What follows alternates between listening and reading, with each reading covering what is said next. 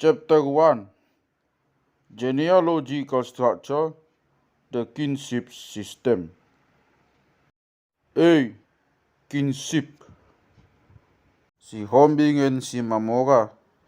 Of the two groups that sprang from Toga Sumba, Sihombing and Simamora CP 14, the first inhabits a well-divided area on the Humbang Plateau, C Chart 7, which was occupied from the village of Sipagabu.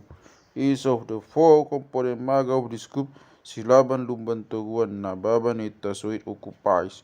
In the main, its own corner of the ancestral region, though the boundaries are not everywhere distinct. Small dispersals went to West Bahai, while a combination of the marga of Sihombing and Simamora inhabit the small Tipang territory near Bakara.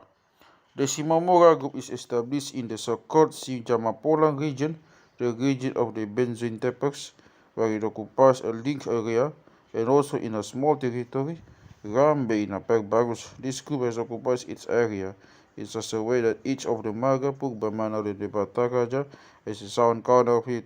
Outside this area, Simamora is found in Bakara and the aforementioned Tipang and Siwaduopu territories.